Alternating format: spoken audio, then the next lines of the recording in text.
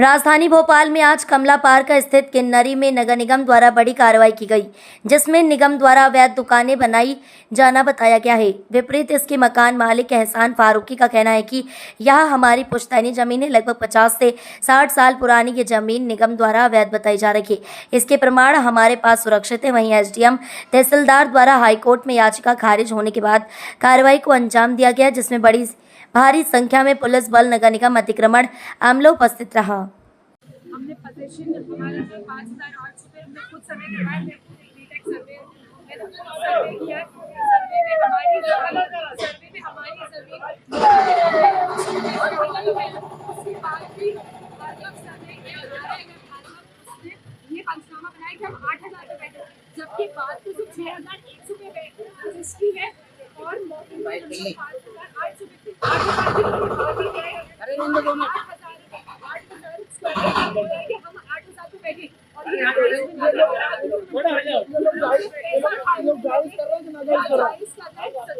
कभी हार नहीं होती।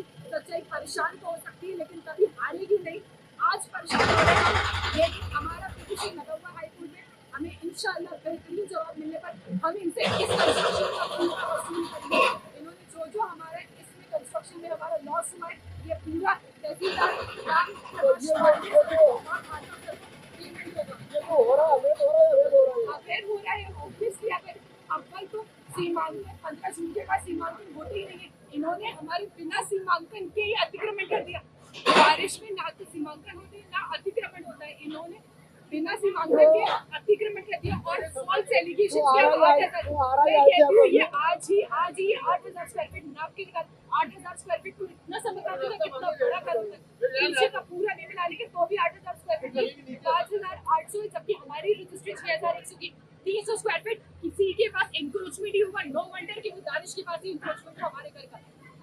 आरआई आपसे कितने पैसे मांग रहे थे? आरआई साहब हमसे 50,000 रुपए की जमाइन करी थी।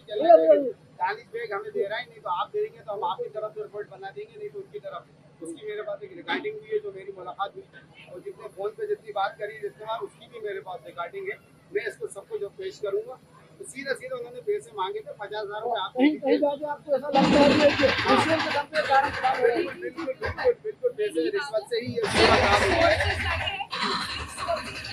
कुछ भी नहीं है उनके पास, कोई प्रूफ नहीं है। वो 8000 प्रूफ कर नहीं सकते। रहते हो गए बार बार बोला कि 8000 किस दिन आपने बोला, तो वो 15-50 किलोमीटर दूर जाके खड़ा हो गया, इसलिए क्योंकि उसके पास जवाब नहीं था। तो इस तरह आप देख सकते हैं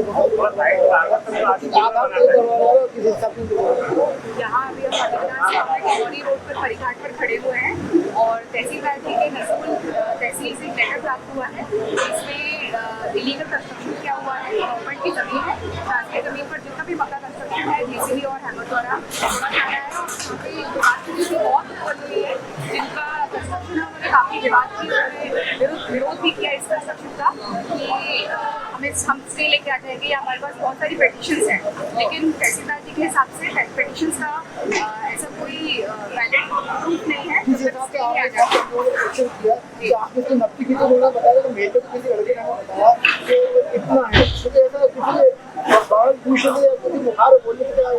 नहीं, ऐसा तथ्य तो मुझे लगता नहीं है कि बिल्कुल इसमें 100% ट्रू है।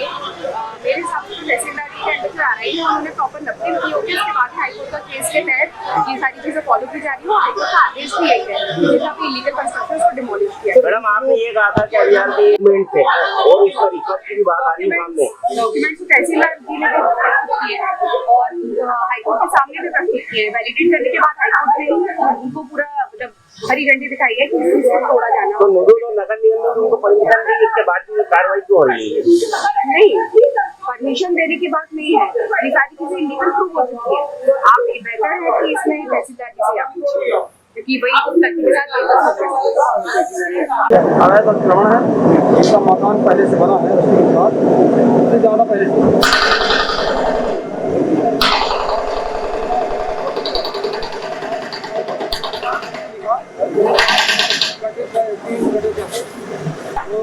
रिपोर्ट दी है। हमारे हाईकोर्ट का आदेश बड़ा में हमें सही भी है, वो तो आरोप लगाना होता है।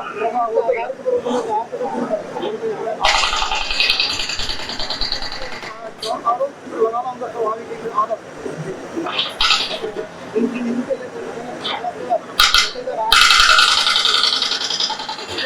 परमिशन भी नहीं होगा। एक परमिशन मकान तोड़ने के बाद फिर परमिशन लेना पड़ता है। खाली जगह जो हो रहा है वो सही हो रहा है।